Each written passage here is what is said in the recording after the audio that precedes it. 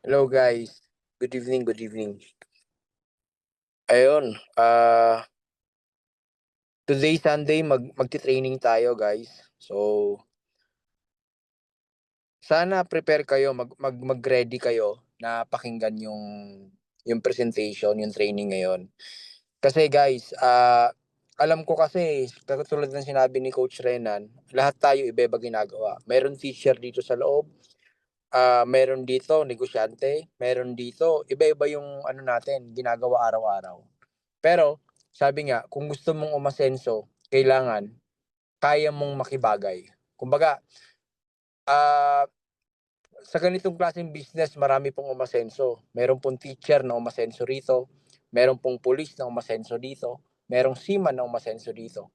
Yung mga umasenso po yun sa ganitong business, sinantabi po muna nila yung profession nila, okey? So, kumbaga in-adjust ano po 'yan, willing po silang mag-adjust sa kung ano man yung kailangan nilang matutunan. So, parang ganito, ang great example lagi diyan si Senator Manny Pacquiao, 'di ba? Champion po siya. Bakit siya champion? Bakit siya magaling? Kasi 8 division champion po 'yun, 'di ba? Hall of Famer po 'yun. Bakit? Kasi 8 division, ibig sabihin kaya niyang makibagay sa lahat ng dibisyon na 'yon, lahat ng hari sa dibisyon na 'yon, talo niya lahat. So, kahit kahit anong timbang, kaya niyang sabayan. Mabigat siya, magbababa yung timbang, kaya niyang talunin yung mga champion sa anong 'yon. Kumbaga tayo din dito, kung halimbawa teacher ka, kalimutan mo muna as yung teacher. So, pakinggan mo muna kung ano yung mga experience na nakakaalam sa ganitong negosyo, 'di ba? Halimbawa, kung ano man po yung ginagawa mo sa buhay, i-set aside mo muna po. Tingnan niyo po muna ito, kung paano po kumita rito. Kasi 'pag sa larangan pong business wala naman pong kino-consider na profession dito, eh, 'di ba? So, bakit po namin ito muna ipinapasok? Kasi ma'am, ang mahirap po kasing turuan sa ganitong business, yung consider niya na yung sarili niya na magaling na siya.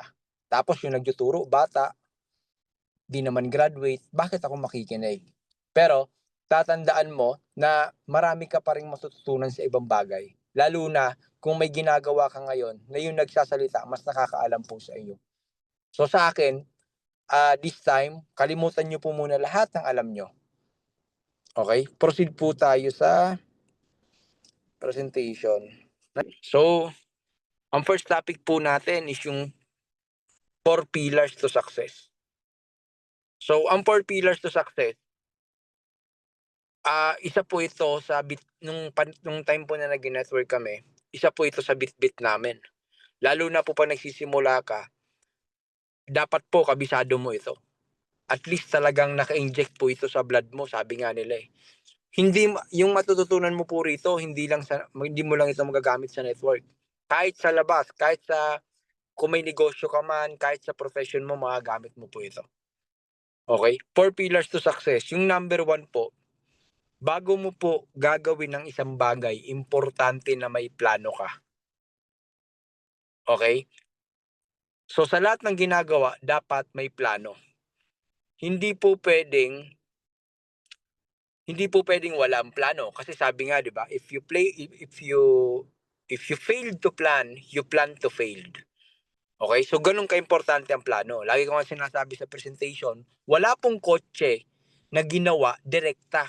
Lahat ng kotse, motor na magaganda, dinrowing muna 'yan sa papel, plinano, kinompyut kung sakto ba yung mga sukat, yung mga tornilyo, binilang po muna 'yan bago pinagso-shoot diyan sa mga butas na lagayan ng tornilyo. Lahat po 'yan sinukat. So gano'n din po dito sa negosyo natin. So you have you have to plan, okey? Ngayon 'pag nakabuo ka na ng plano, okey, may plano ka na, ito na gagawin mo, kailangan po magdesisyon ka. Hindi puwedeng half-hearted ka. Kasi sa lahat ng gagawin mong desisyon sa buhay, sa umpisa po hindi madali. Wala ka pong dedesisyonan sa buhay na gagawin mo na magiging madali siya sa umpisa. Beginning is always the hardest. Pero 'pag nakapag-decide ka, malaking bagay iyon kasi hindi ka agad hihinto. Okay? So dito, hindi puwedeng invite agad hangga't maaari, ma'am. Kung sino man yung nag-invite sa'yo, magpaplano ka. May tinatawag pong prospect list, yun po yung tinuro ni Coach Renan last Sunday. So kailangan meron ka nun. Hindi puwedeng bira ka lang ng bira kasi nakakadalawang invite ka pa lang, babalik ka sa amin sabihin mo, "Coach, wala na akong ma-invite, yung kinukulit ko 'di pa ako nire-replyan." Alam mo yung kulang? Wala kang inventory, 'di ba? Gaano kaimportante ang inventory or papel? May alam kang business na walang inventory? Wala. Lahat po ng negosyo may inventory. Sari-sari store, halos lahat may inventory. Kahit po yung as teacher, may inventory ka na ng ano mo, ng ituturo mo, may inventory ka ng mga estudyante mo. Lahat po, importante po ang ballpen sa papel sa business. So business po ang 1M World, so kailangan may notebook ka sa papel. Listahan ng mga tao na i-invited mo. Okay, ano yon? Pag na-invite mo sila, kailangan nililista mo rin sila kung kailan sila nangakong sasali. Kailangan may listahan ka rin ng follow-up. Okay, kasi baka naghihintay lang ng budget. So importante po na may prospect list ka. Hindi pwedeng invite ka ng invite, wala kang inventory. Okay? So hindi tayo recruitment agency na pagsali mo dito, naka-mindset ka, ano yan eh, alam ko yan, networking, recruit. O yung nakita kong puro recruit ang ginawa pero hindi nag-aaral, wala ring listahan, walang notebook, mabilis umayaw. Kasi wala siyang pattern, wala siyang sistema, wala siyang plano. Okay? So once na ginawa ang negosyo, hindi pwedeng bara-bara. Magiging bara-bara din ang resulta mo. Ano yon? Bara-bara ka, invite ka ng invite. May sasali, may hindi. Kaya lang ang problema, hindi mo na-organize. Yung sumasali, pinapasali mo lang, hindi nakaka-attend ng training. Hindi mo natuturuan ng prospect list. Hindi mo natuturuan ng tinatawag na how to invite. Walang habit everyday na 8 p.m. umattend ng training. Kasi makukonsider mo ba yung tao mo or ikaw mismo nagagaling ka kung hindi mo siya gagawin everyday? Lahat po ng magaling, everyday po nila ginagawa yung bagay nila. Ang maganda nga po sa negosyo natin ang mag-a-adjust sa atin. Hindi tayo yung nag-a-adjust sa negosyo.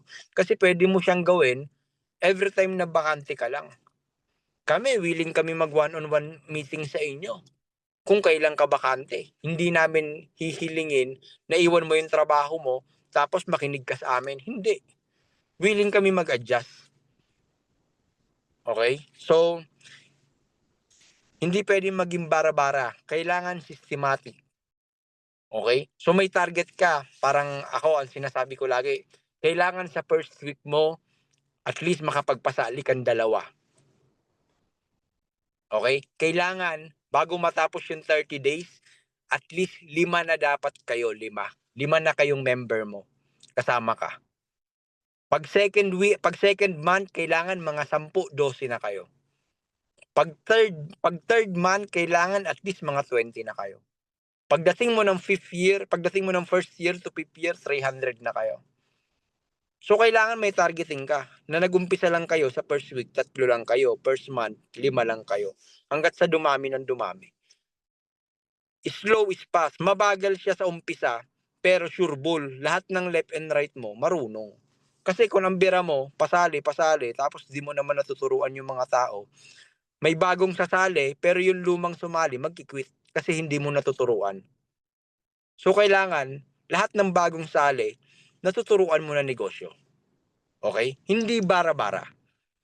Okay? If you fail to plan, our plan will be failed. Totoo po yun. So importante po na may plano, kasi pag hindi po tayo nagplano, para rin po tayo nagplano na mabigo. Okay? Number 2, pag may plano ka na, nakapag-desisyon ka na. Number 2, take action. Kasi wala pong wala pong kwenta, wala pong silbi yung plano kung hindi mo naman gagalawan, aaksyonan. Ang dami mong plano, di ka naman gumagalaw, wala rin pong mangyayari. So ang plano mo, kailangan this week, at least maging 3 kayo. This month, kailangan maging 5 kayo. Kailangan mo ng action.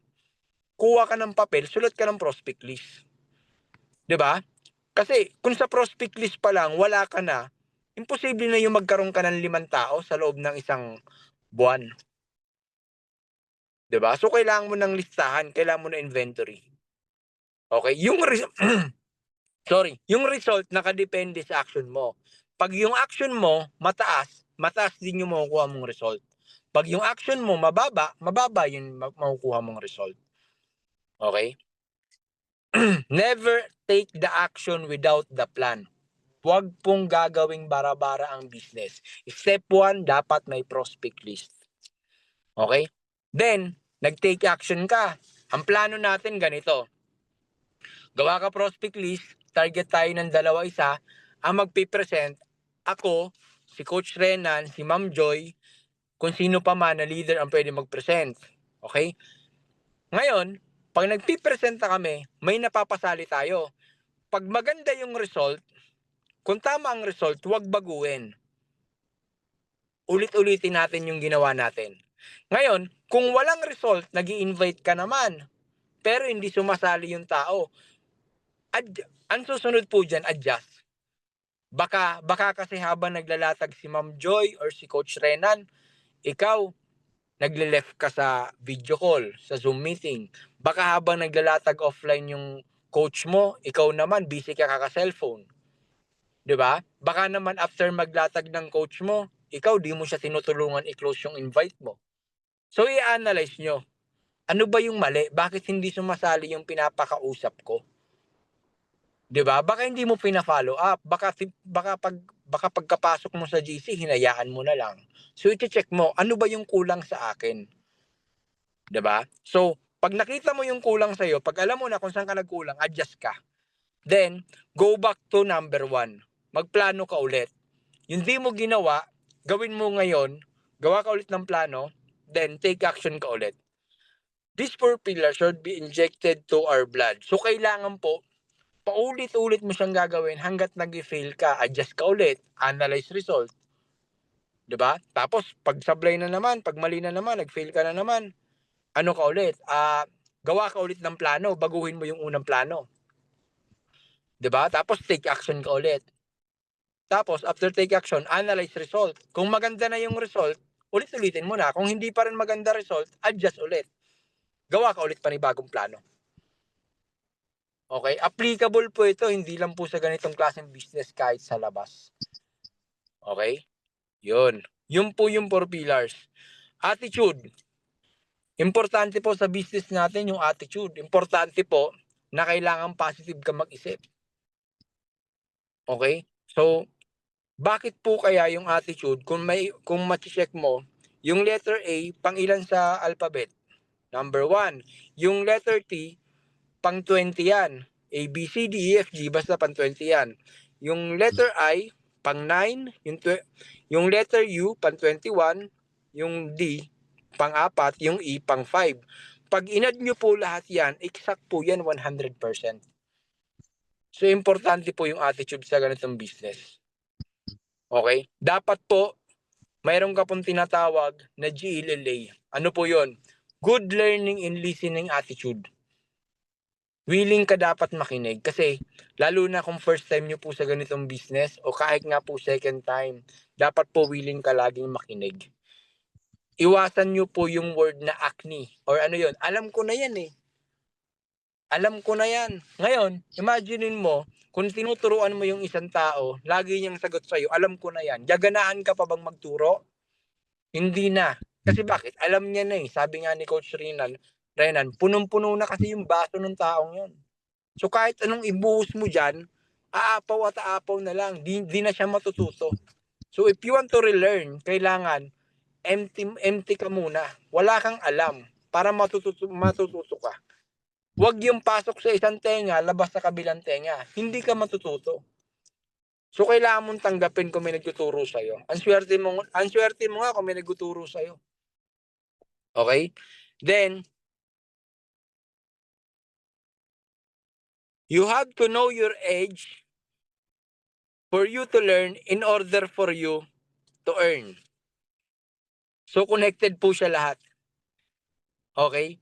Para ka daw mag-earn, kailangan mo ng knowledge. Para malaman mo kung ano yung edge mo.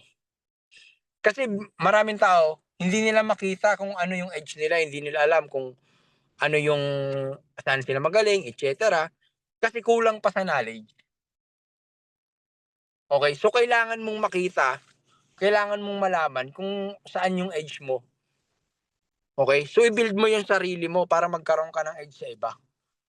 Then, dun ka matututong mag-learn. At pag nag-learn ka, dun ka matututong mag-earn. So, hindi po pwede na wala kang alam tapos mag-earn ka. Hindi po pwede yon.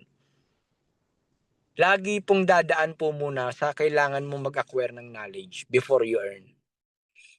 Then, bawal po yung acne. Ano po yung acne? Alam ko na yan.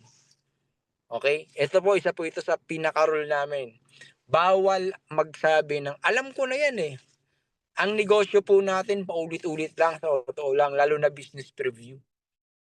Okay? Pero hanggat di mo kayang ipaliwanag, hindi mo pwede sabihin, alam mo na yan. Kasi ang isang bagay, mako-consider lang na, alam mo na kung kaya mo explain. At importante, kung nagmamaterialize na sa'yo. Pero hanggat hindi mo kayang i-explain, hindi pa nagmamaterialize sa'yo, kailangan mo siyang pakinggan ng pakinggan hanggat mangyari sa'yo. Okay? So, repetition is a mother of learning. Ayan.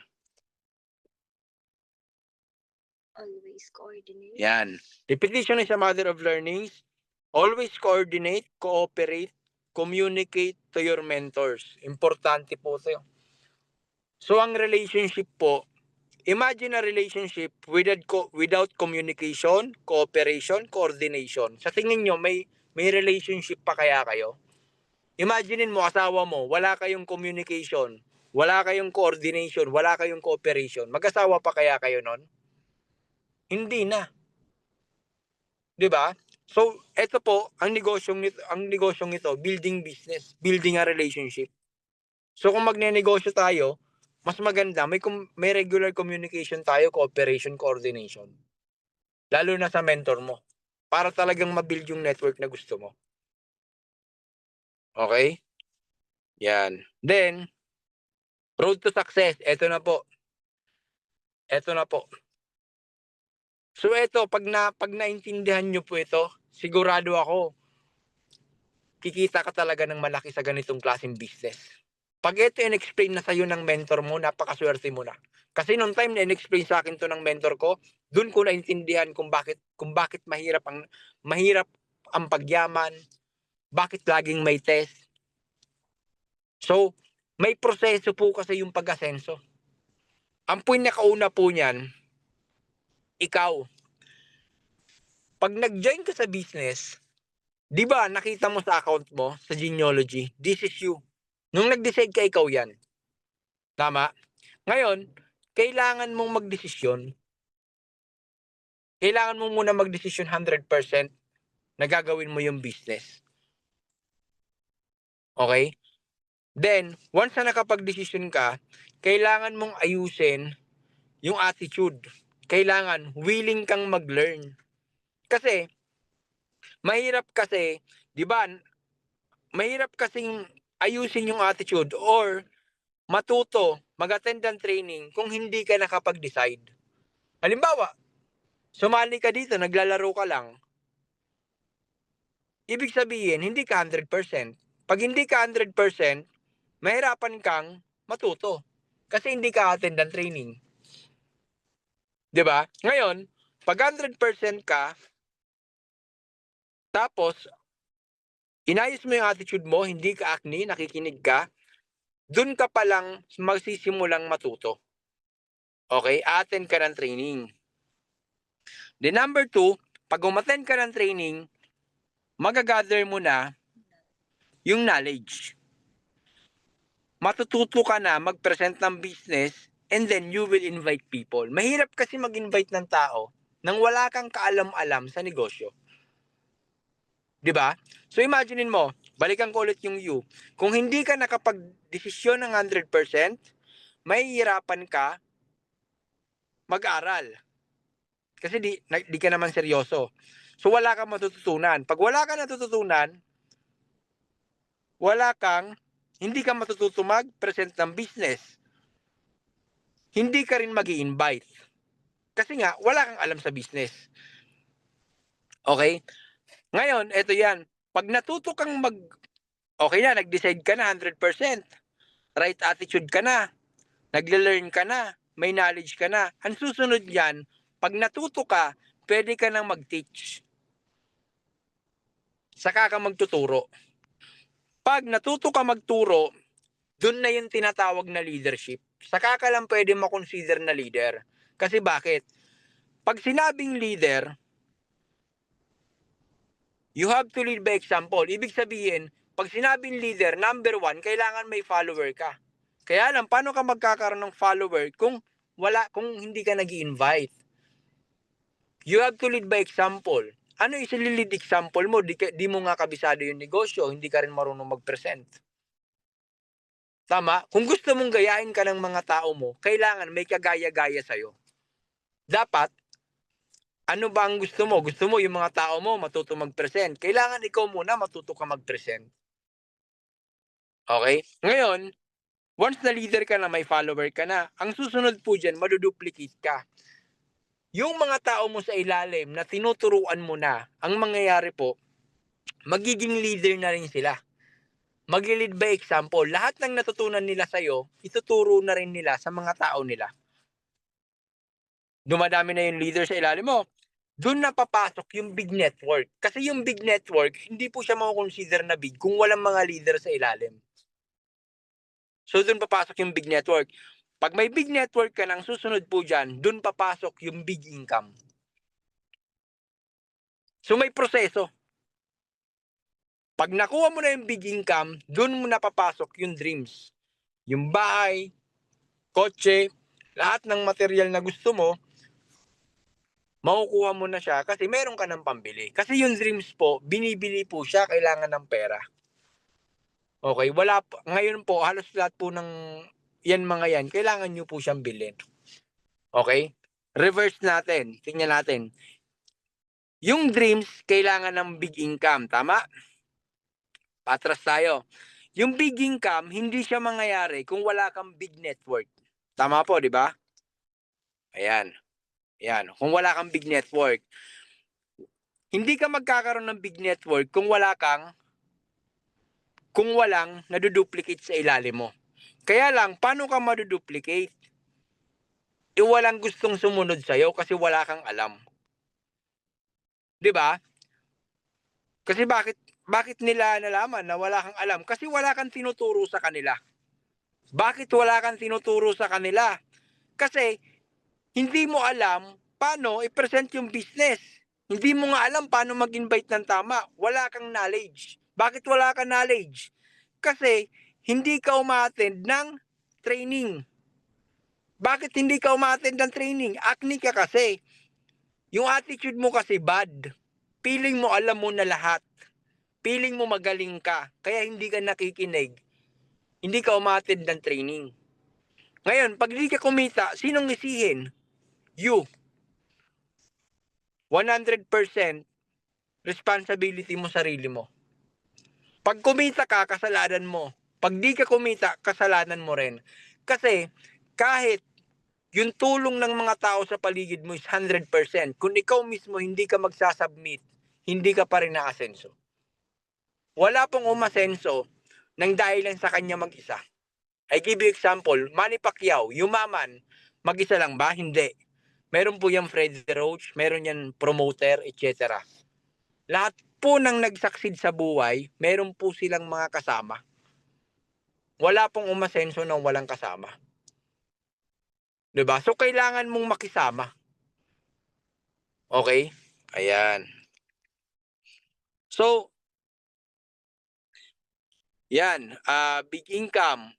So big network, duplicate, leadership, teach, knowledge, at lahat yan dahil sa'yo. Kung kikita ka o hindi dahil po sa'yo, okay? To win in this business, you have to follow this step by step. There is no shortcut to success. Okay? To achieve our dreams, we have to go down before we go up. Tama. Kung napapansin nyo po yung you, right attitude, learn, tapos knowledge, pababa po yan. Kung napapansin nyo, pababa po yan.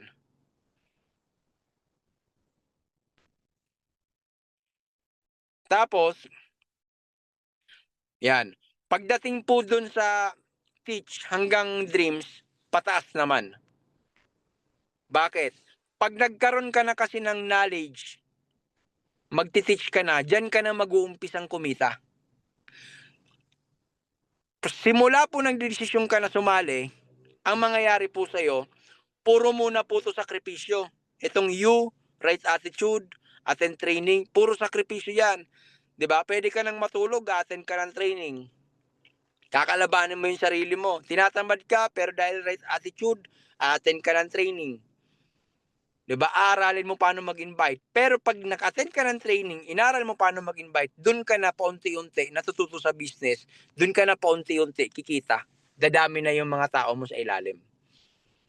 Okay?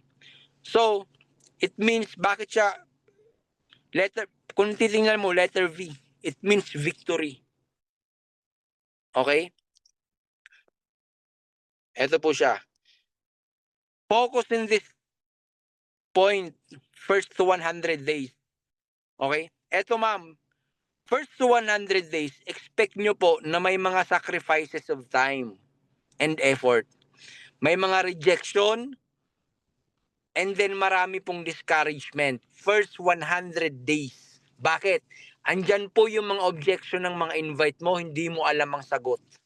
Kaya pag may objection yung mga kausap nyo, tatandaan nyo, itatanong nyo sa mga coach nyo, itatanong nyo sa amin. Okay? Kasi based on our experience, alam na, kabisado na po namin yung objection ng mga tao. So, beginning is always the hardest. Yung first 100 days po, kung meron po akong i-recommend sa inyo, first 100 days, wag po kayong mawawala sa Zoom meeting, saka sa training. 3 months.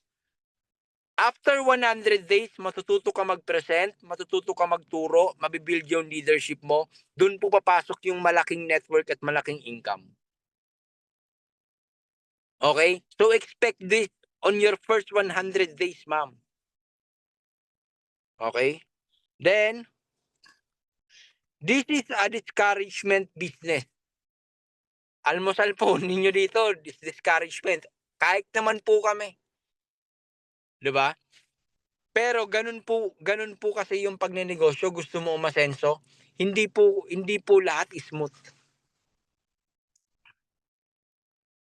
Kahit sa tunay na buhay, actually kahit ano pong gawin mo sa labas, sa umpisa po hindi talaga siya madali. Pero along the way, nakakabisado mo kasi paulit-ulit na lang din naman. Ayan. Okay? The easiest way to do in this business is to quit or to give up. Once you quit, once you give up, wala na, tapos na. Pero, babalik tayo sa dati, bakit mo sinimulan yung negosyo to? Kasi nakita mo na pwede kang kumita ng malaki, mabago buhay mo, makuha yung mga dreams mo. So yun yung magi-give up mo lang. Na mag-sacrifice ka lang naman ng 100 days. Pag nakuha mo yung mga learnings, pag nakuha mo yung tamang mga data, madali na lang po yung pag-angat. Basta kompleto na yung learnings na nasa'yo. So, 3 months ma'am, 100 days, straight ka lang po ng training sa gagawin mo yung negosyo, tapos paalalay ka sa coach mo. Yun lang po yan. Then, quitters never win, winners never quit. Tama. But success comes when we almost quit. Our goal is not to win the race. Our goal is to finish the race. Okay? So, hindi po tayo dito ma'am nagpapagalingan. Kasi, yung finish line po, hindi naman nauubos yan sa buhay eh. 'Di ba? Hindi naman po yan nauubos. So, wala naman pong nakarating na sa finish line, tapos na. Kasi kung may finish line po, edi wag na tayong wag na tayong mangarap. 'Di ba? So, hindi nauubos yung finish line. Lahat tayo pwedeng makarating doon sa success. Wala pong limit yung success. Okay? 'Yun. So yan po yung road to success. Discouragement. Negative people ay mga tao na nasa paligid natin. Hindi maiiwasan, pero pwedeng hindi natin pansinin. Okay? So discouragement, paano ba to? Bigyan ko kayong classic example. So lahat naman siguro dito, open-minded naman siguro. Okay, may kikwento ako guys. Gusto nyo kwento? Di pala kayo makakasagot. Sige. Wala naman kayong choice. Ikikwento ko na lang. Merong isang bata. Naglalakad sa kalsada. Ngayon, yung bata, may nakita sa sa kalsada. Sabi niya, pagdaan niya, nalagpasan niya. Alam mo yung nakita niya kung ano? Okay, sorry guys pero ito kasing kwento. Nakita niya, tae. Alam mo ginawa ng bata nung nakita tae? Chinek niya kung tae talaga. Tae ba talaga to? Tae ba talaga? Alam mo ginawa ng bata? Gusto niyang masiguro kung tae. Inamoy pa. Inamoy. Oo nga, tae nga. Pero, sure ba tae to? Pagkatapos amuyin, kasi di pa siya sigurado kung tae. Hinawakan yung tae. Tiningnan. Tae ba talaga to? Di pa nakontento yung bata. Worse, ito ginawa. Dinilaan yung tae. Alam mo sabi ng bata, shit, tae nga. Buti di ko naapakan.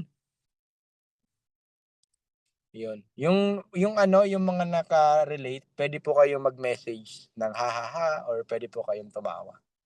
So ayun. Ayun po yun. So ano po yun? Ma'am, pag alam mong discouragement, yung tae doon, kumbaga para siyang tae. Pag alam mong may discouragement, huwag mo nang i-entertain.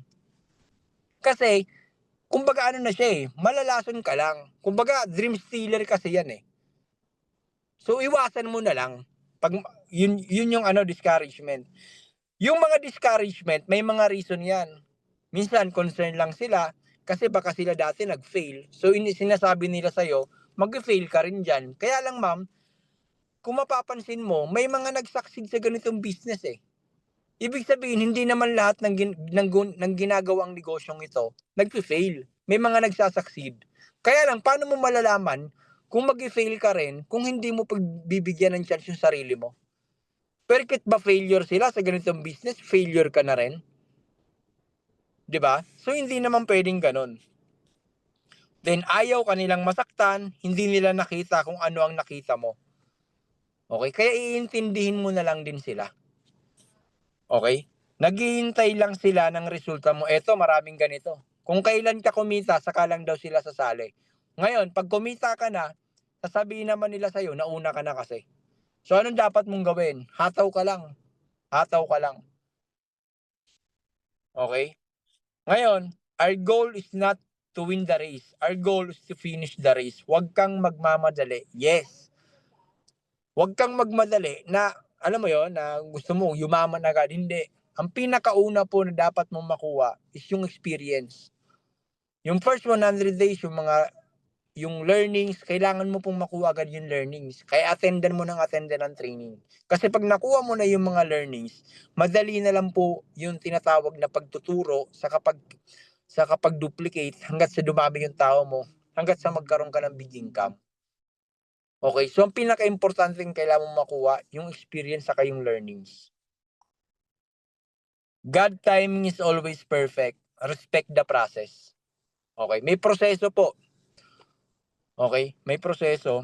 Then, ito po yung tatlong ay na dapat mong iwasan. Number 1, huwag ka pong maiinip.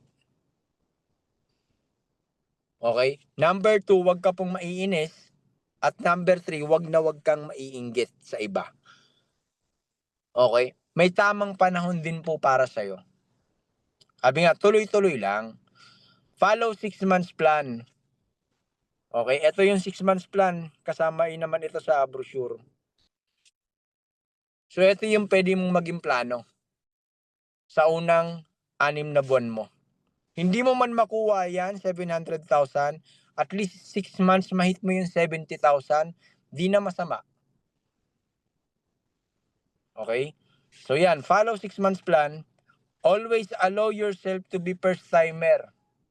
Lahat ng magaling nagsimula ng walang alam. Wala pong nagsimula, magaling na agad.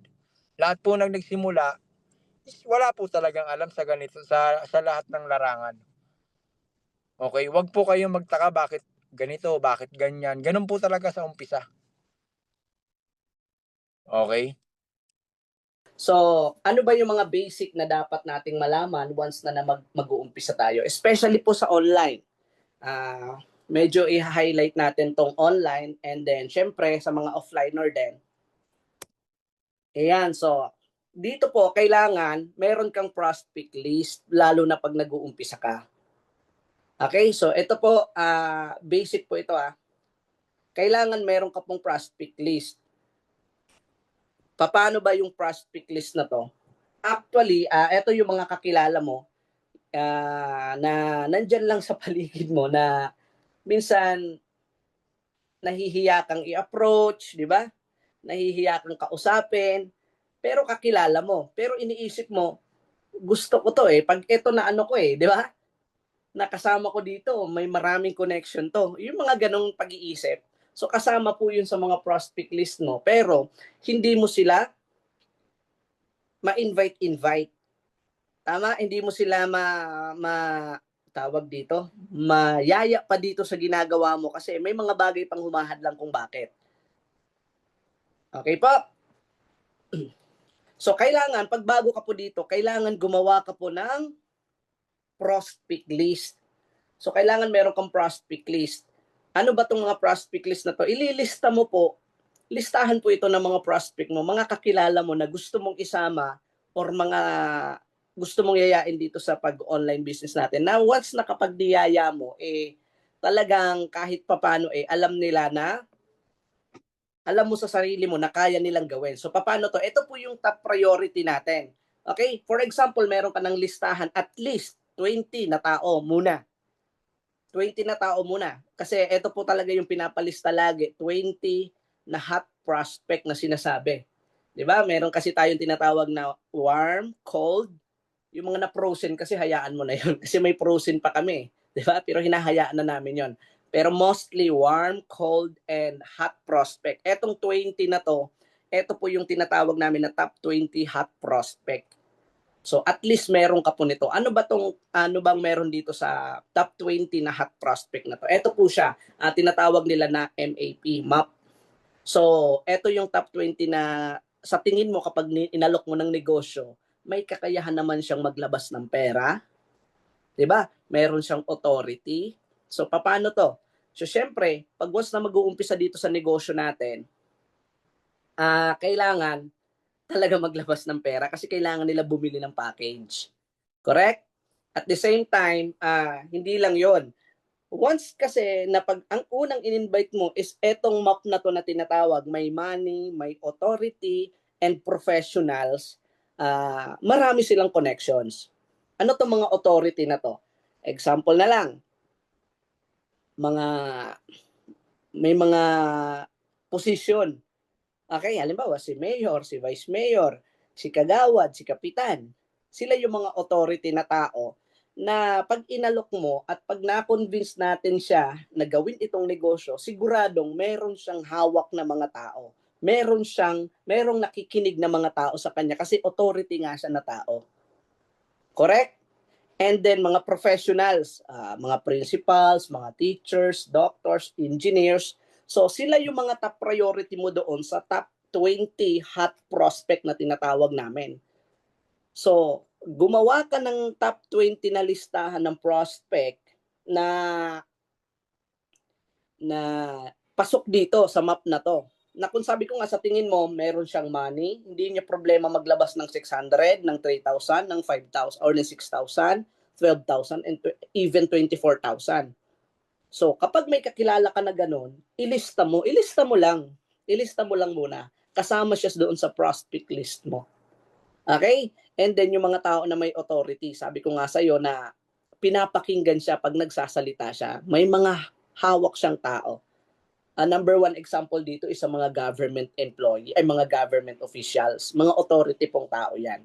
Okay? PNP chief, PNP general, yung mga ganon. Authority sila na pag nagsasalita sila, talagang pinapakinggan sila ng mga nasa baba niya. May mga hawak na silang tao kasi. Okay? So hindi ka mamumroblema doon sa prospect na ituturo mo sa kanila kasi dati na silang merong hawak na tao. Yun yung authority na tao na ililista mo.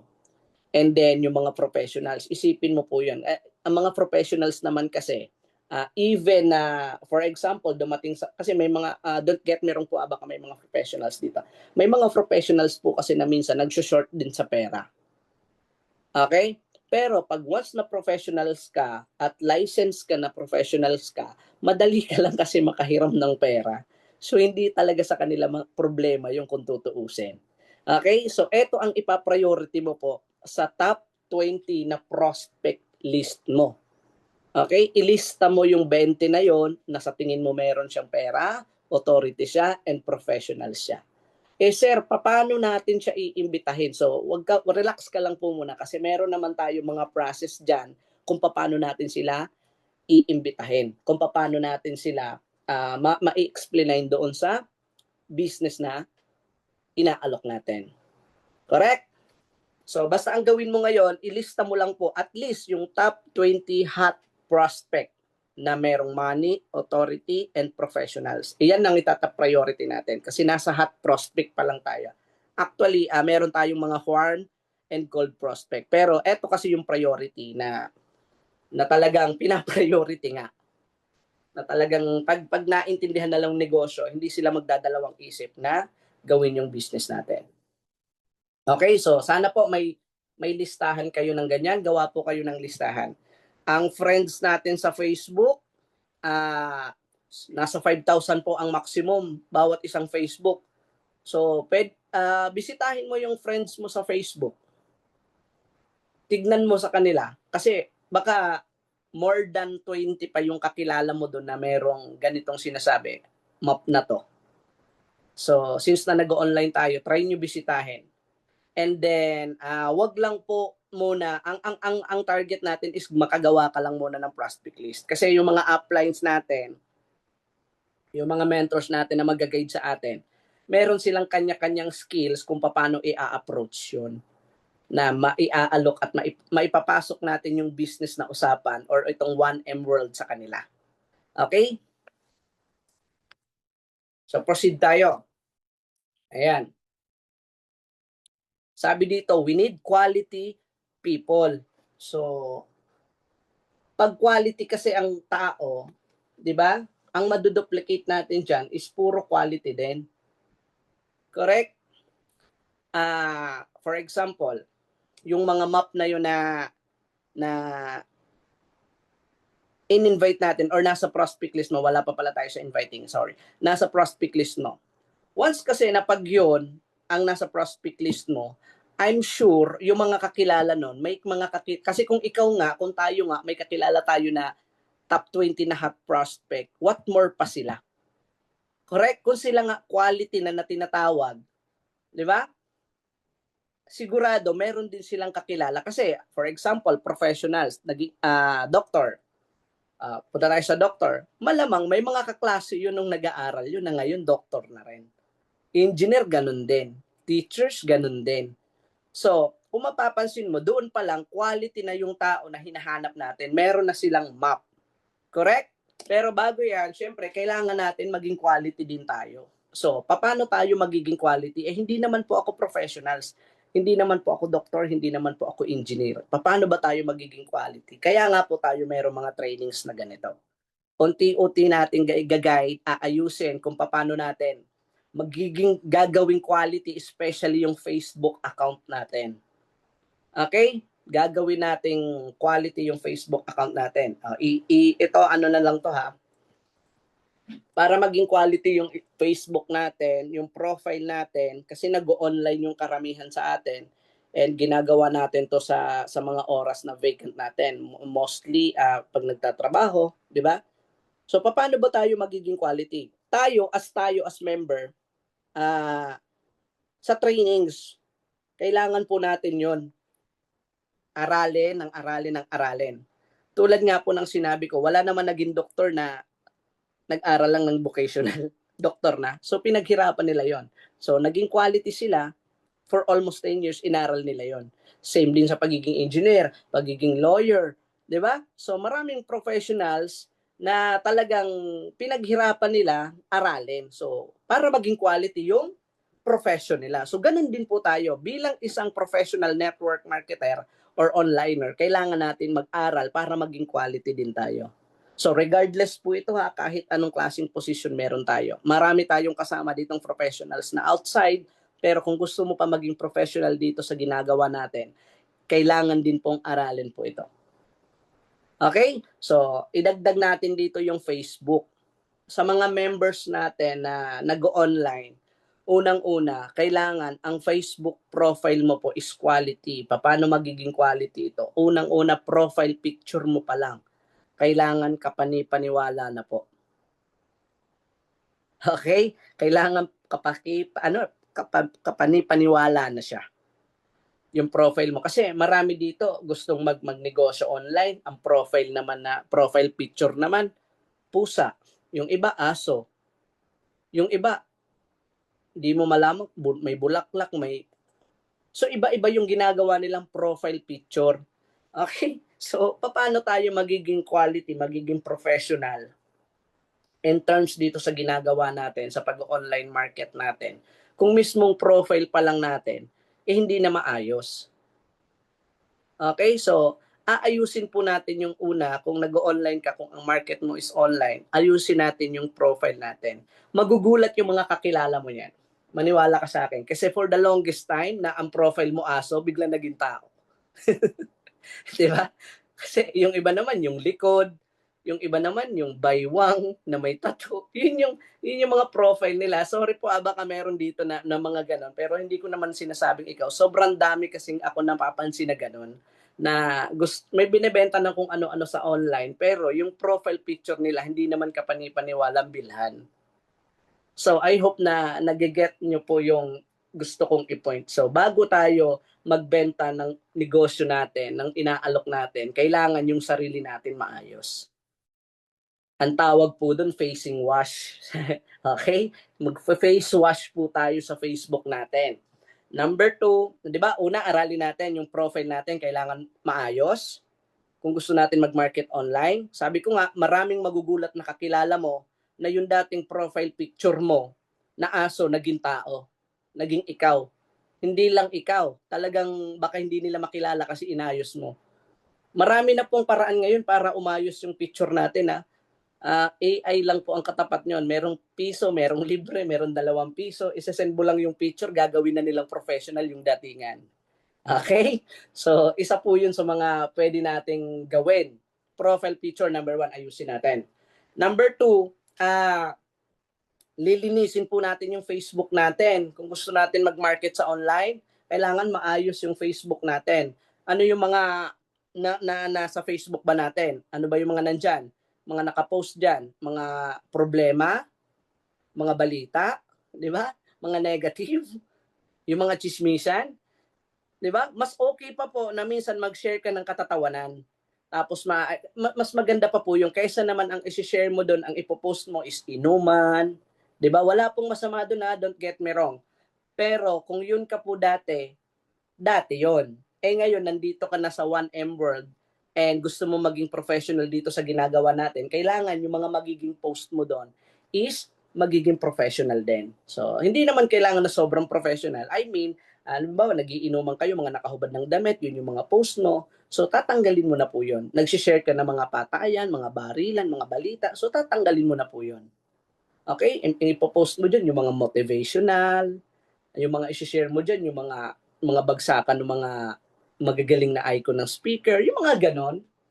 Yun yung mga pwede mong i-share doon sa Facebook mo. Okay? Yun po yung number 1, profile, ayusin natin. Number 2, yung mga pinopost natin, be careful kasi baka akala natin nakakatulong po yun. Pero lalong hindi nakakatulong yon dahil nakikita ng mga friends natin. Ito, nag-aalok ng negosyo. Kita mo nga yung post niyan, may kaaway na naman sa Facebook. Di ba? So, isa po yun sa mga factor na aayusin natin. So, in short, maging positive lang po tayo sa mga pinopost natin sa Facebook. Kasi marami nakabantay sa atin. Okay? Pansinin mo yung Facebook account ni Sir Jonathan.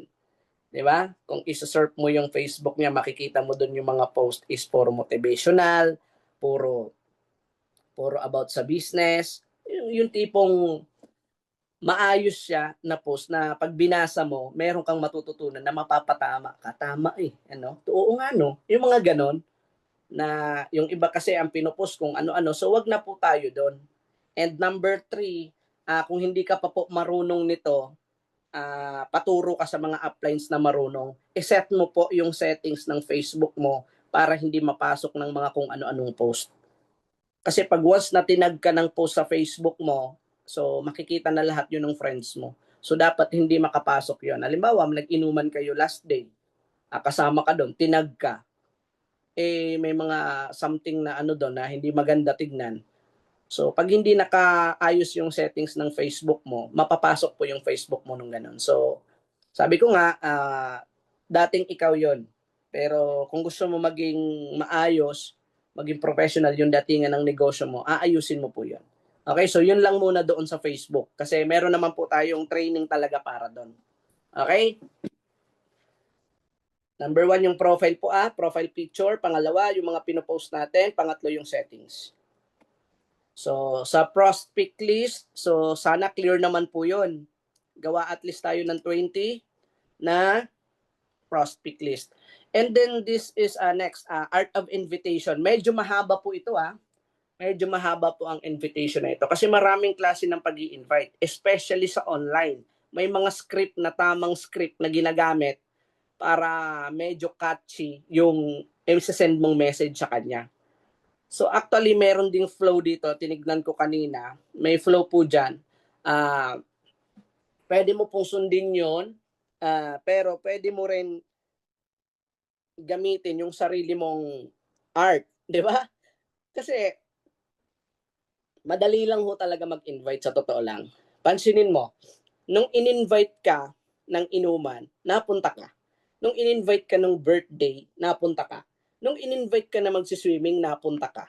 Nung in-invite ka ng inuman, napunta ka. Gala, napunta ka. Laro tayo, magdamag, puyatan, online games, napunta ka. 'Di ba? So, isa po 'yun sa mga example ng art of invitation.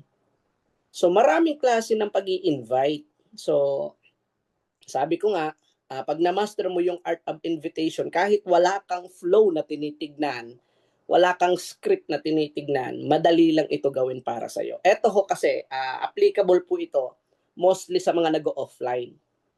Mga nag-offline. Pero sa mga onliner naman, may tamang script po doon na tinatanong, may tamang script po doon na sinesend kapag medyo hindi mo kakilala. Okay?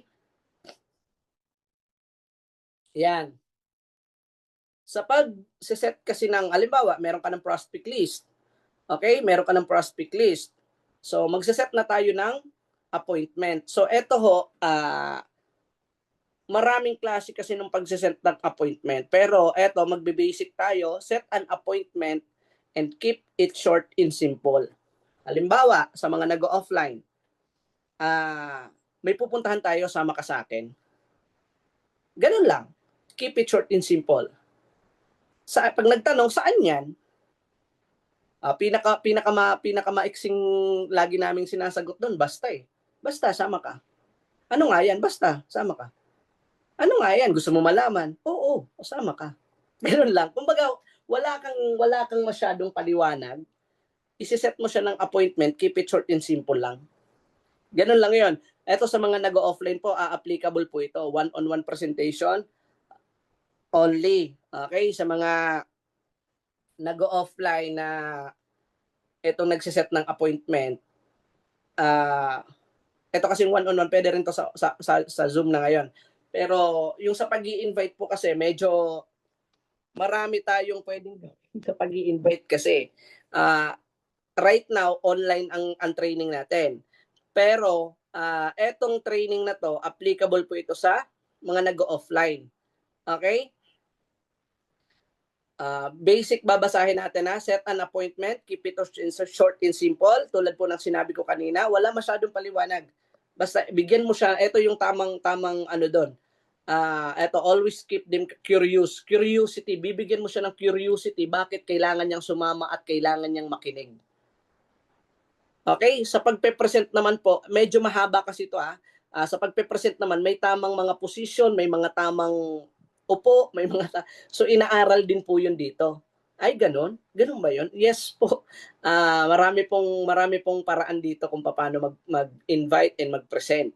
Okay? So never present the business via phone. So yung iba kasi tinawagan. Example na lang, tinawagan si prospect.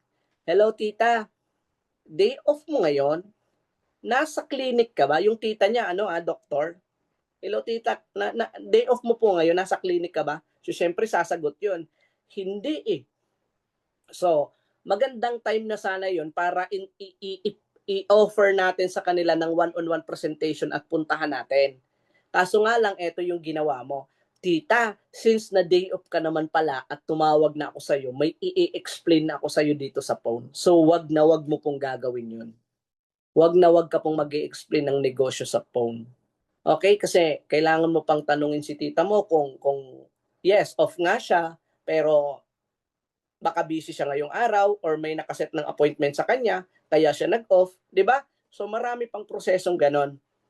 Basta, ito yung pinaka-main, wag mong i-explainan wag mong lalatagan sa cellphone, sa tawag Wag po. Okay? Mas maganda kapag nalaman mo na hindi siya busy, na off niya ngayon, paturo ka sa upline kung ano yung next step. Actually, nandito naman siya. So, always keep them curious. Sabi ko nga kanina, curiosity. So, pag once na curious ang isang tao, doon sa ipapakita mo, talagang bibigyan niya ng oras para tignan yon. Ganun po yun. Kasi parang ikaw, curious ka sa isang bagay. Halimbawa, napadaan ka, na-curious ka doon sa lumiliwanag kung ano ba yon. So, nilapitan mo. Di ba? Hanggang sa tinignan-tignan mo, ganun pala yon. So, ganun yon. Curiosity always give time. So, kapag curious ang isang tao, doon sa'yo, sa sinasabi mo, bibigyan ka ng oras niyan para pakinggan kung ano ba yung inaalok mo or sinasabi mo. Okay? So, once we set an appointment, always be excited. So, ganito ho pag once na nag-i-invite ka, gusto mong iset ng appointment, kailangan masaya ka, excited ka. Kasi pag once na excited ka, naku-curious yung tao eh. Naku-curious kung ano bang meron dyan. Bakit parang kinikiliti ito? Bakit parang ang saya-saya nito? 'Di ba? So doon pa lang naku-curious na, ano bang meron? Ano bang ginawa nito? 'Di ba? Wag naman yung sobrang excited ka na para ka ng aligaga dyan, mapapagkamal ka ng addict. 'Di ba? So wag naman yung sobra-sobra, yung hyper ka na masyado. Tapos ngumingiwi-iwi ka pa. So wag ganon. Okay? So pag sinabing excited, masaya, 'di ba? Tapos yung tipong binibitin mo yung sasabihin mo, binibigyan mo nga siya ng curiosity, yung mga ganon. Wag ka pong mag-i-invite na may problema ka at malungkot ka. Kasi dati sa tanan ng pagne-network namin, may mga tao kami na inexplainan, tinuruan, pero ganun pa rin yung ginawa. Alam mo yung sobrang mahiyain niya, nag-set siya ng appointment, tumawag, sinagot ni tita, hello tita, day off mo ngayon? Ganun yung boses niya. So walang ka-excitement, tama? So, ang sagot ni tita, bakit?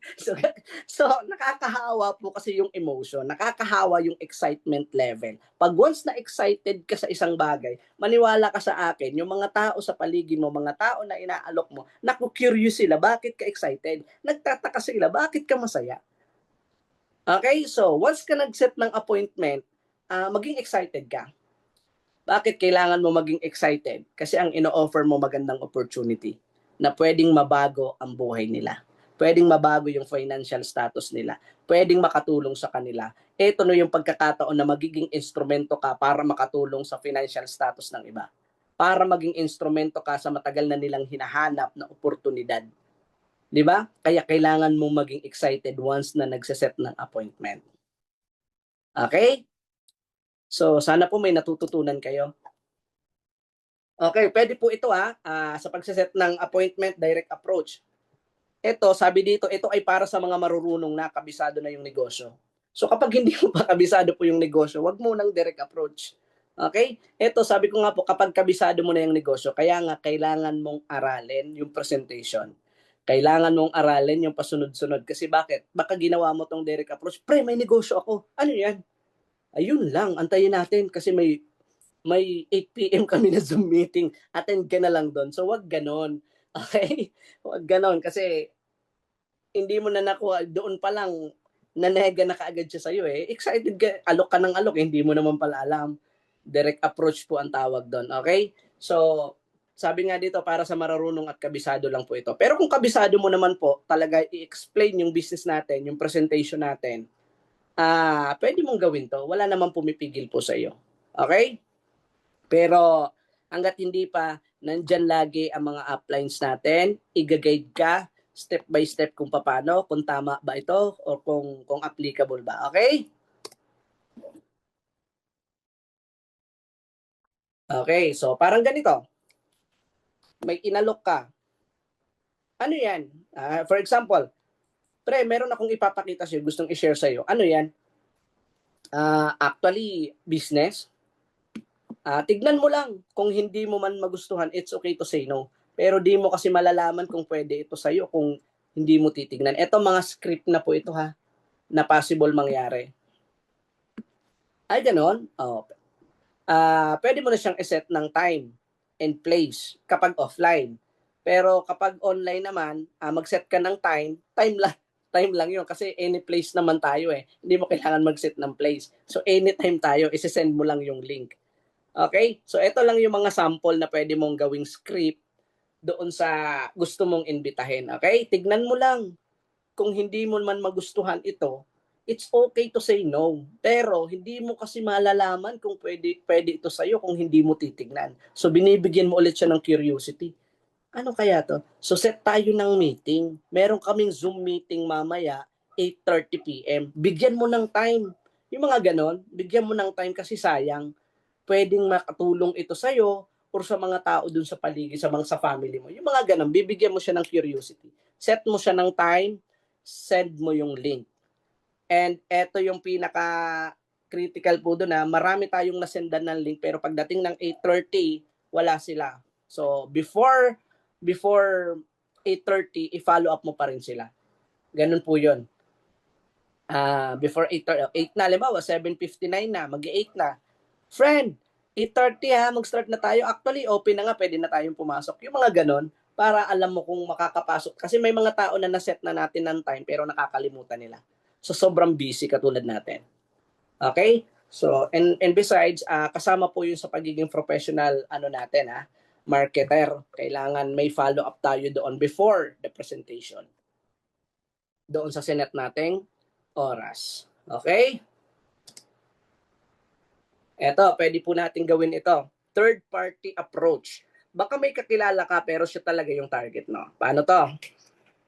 Halimbawa, may friends ka sa Facebook. Hindi mo ma-invite. Ako paborito ko tong ituro dati sa offline eh, yung practice maglatag. Practicean mo nga ako, teacher, magpa-practice ako maglatag. Pero tignan mo kung okay, i-rate mo ako ang lupit-lupit mo na maglatag. Babanatan mo ngayon si teacher.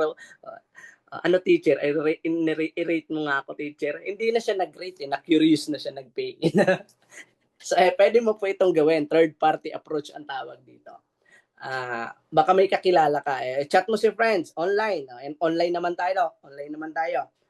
Friend, kamusta ka na? Kamustahan muna. Form muna tayo. Pag sinabing form, family, occupation, di ba? Recreation and message. So, wag basta-basta pasok. May pasok na send ka agad ng link. Kung kamustahin mo rin naman muna. Magpuso ka sa profile niya, sa post niya, yung mga ganon. Tapos, i-message mo siya kapag nakikita mo naka-online. Friend, kamusta ka? Siya nga pala, baka may kakilala ka or kamag-anak na naghahanap ng extra income. Yung mga ganon. Yung hindi mo sinasabing siya, pero siya talaga yung target mo. Effective po yun. Parang may nasampulan ako. Eto, share ko lang ha. Last day may chinat po ako. Actually, binilhan ko to ng bulaklak dati, estudyante ng PSU. Binilhan ko siya ng bulaklak dati doon sa Boulevard. So, chinat ko siya. Sabi ko, bro, saan ka? Sabi niya, mag-OJT po. So, alam ko na kaagad na hindi siya pwede kasi mag-OJT siya. Di ba? Pero target ko talaga sila mag-asawa. Ito yung sabi ko sa kanya. Baka pwede mo ako matulungan. Baka pwede mo ako matulungan. Kasi magbubukas kami ng opisina dito sa partido. Naghahanap kami at least 4 na working student na magpa-part-time. Ganon yung bungad ko sa kanya. Actually, practice ko lang. Di ba? Pero, target ko rin sila mag-asawa. O, anong sagot niya sa akin? Sayang, kuya, mag-OJT. Ako sana. Mag-OJT kasi kami. Di ba? Pero, di ba, may pero siya. I-chat kita once na may kakilala ako. So ngayon, yung target ko na siya, hindi pwede nga. Hindi pwede. Correct? Kasi nga, mag-OJT sila. Pero tumawag siya. Sabi niya, kuya, available pa ba yung slot na yon? Kasi yung kuya ko, saka yung pinsan ko, willing silang mag-part-time dun sa sinasabi mo. So ako naman, medyo nagpabebe ako ngayon. So sabi ko sa kanila, bro, sayang, may nakakuha na. Pero itatawagan kita kaagad para ma-update mo si kuya mo once na meron ulit. Ha? Ganon. So, strategy lang po ba? Kumbaga, depende sa'yo kung i-open mo kaagad or sige, pero pwede mo rin bitinin. Pwede mo rin bitinin. Okay? So, sa online, pwede mo pong gawin yon. Pwede mong gawin. Pwede mong gawin yon. Classmates, kamusta ka na? Saan ka ngayon? Baka may kakilala ka na na naghahanap ng extra income. Actually, part-time lang siyang gagawin sa mga vacant time lang. Hindi maapektuhan kahit sobrang busy kasi yung mga nagpa-part-time dito, mga busy sila pero nagagawa nila mag-part-time. Baka may kakilala ka lang yung mga ganun.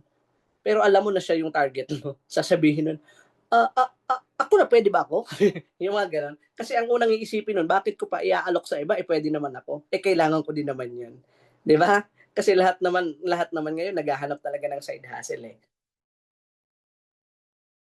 Pag eto sabi dito, pag 2 beses na in-insist ang sarili niya, sama mo na agad sa office. Eto sa offline to pag may office na tayo. Pag sinabi niya na 2 beses na, ako na lang. Pwede ka muna magpabebe. Baka busy ka kasi. Kasi di ba may work ka? Saka, baka hindi mo magustuhan eh. Kasi online lang to ginagawa sa after ng work. Yung mga ganon. Pag sinabi niya, kaya ko yan. Naghahanap talaga ako. O sige, ito yung Zoom link. Mamayang 8:30, tignan mo na lang ha. Huwag kang mawawala. Paalam. Yung mga ganon. So, pwede mo pong gawin yon. Third party approach ang tawag po doon. Sabi ko nga, paborito ko to nung nag-offline ako. Yung mga downlines ko kasi noon, puro estudyante. So, tinuturuan ko sila maglatag. So, ang gagaling na nila maglatag. Pero sabi ko sa kanila, hindi mo ma-invite teacher mo pag practicean mo sa vacant time nyo.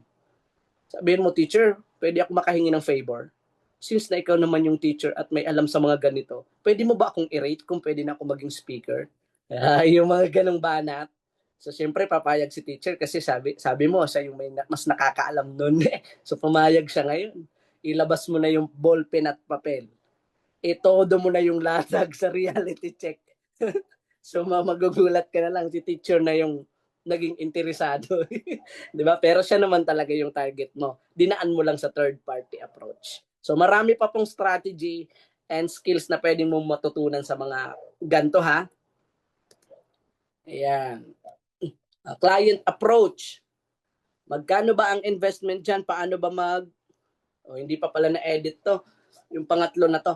Paano ba Actually, nag-uno rin po kasi kami dati. Kaya ganun. And paano ba magsimula? So, magkano ang investment? Paano ba mag-umpisa dyan sa 1M World? Paano ba magsimula dyan? Okay? Sabi dito, there are different investment plan and ways of earnings. Pwede ko ibigay ang details ko sa'yo pag nagkita tayo. Mahirap kasi through phone. So, sa Art of Invitation po ito ha. Tignan mo lang kung hindi mo naman magustuhan, it's okay to say no. So, yung pa rin, script. Pero di naman kasi malalaman kung hindi mo ito titignan. So, magsiset ka rin naman ng basta ang importante, once na nagtatanong siya, about doon, wag mong sasagutin ng sasagutin. Kaya nga, wag ka mag-explain sa phone. Kasi yung iba kasi nagtanong, may babayaran ba dyan? Actually, meron. May 600, 3,000, 6,000, yung mga ganon, 12,000. Ang pinakamalaki, 24,000.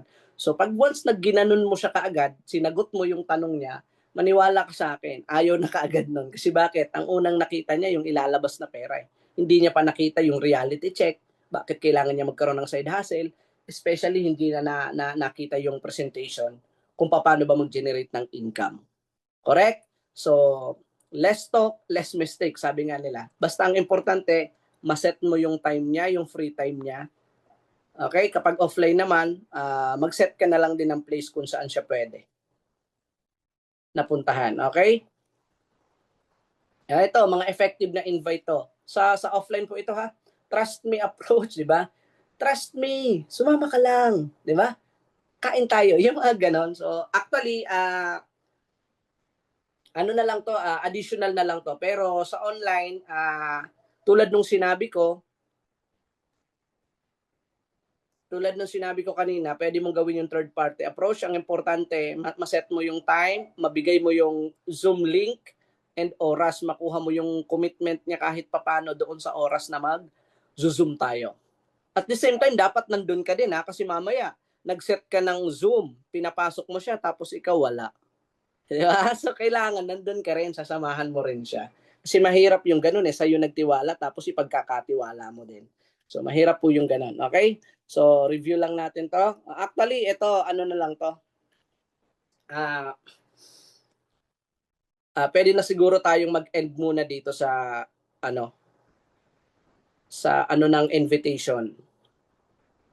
Third party approach. Okay, sa Art of Invitation. So actually marami pa naman po niyan. Saka yun marami kasi na nagsisimula sa ganitong business. Ang tinitingnan agad yung income. Ba't wala pa akong kinikita? 1 month na. Ba't wala pa akong kinikita? 2 months na. 3 months. Wag nyo pong babantayan masyado yung income. Ang bantayan nyo po, ilang beses ka na bang umattend ng meeting? O bilangin mo, baka pangalawa pa lang to. Ilang beses ka na bang nag-invite? Baka 2 beses pa lang. So, i-check mo muna kung mayaman ka na sa experience, kung mayaman ka na sa attendance. Pag di mo na mabilang yung attend mo ng Zoom at di mo na mabilang yung na-invite mo, sigurado ako magre-reflect yung income sa dashboard mo. 'Di ba? Hindi kasi pwede na ang na-invite mo 2, nag-attend ka ng training 2, tapos yung laman ng dashboard mo, ang kinita mo 100,000. Paano yun nangyari yun? 'Di ba? So, ang lagi mong babantayan, yung activity mo. Ano ba yung ginagawa ko? Kasi sigurado ako, pag marami kang ginagawa, may ginagawa ka connected sa business, to follow po, magre-reflect po yan sa income mo. Okay? So, kung gusto mo pong paangat yung income mo, kailangan yung activity mo everyday paangat din. Okay? Huwag bantayan yung income, ang bantayan yung activity, yung ginagawa natin.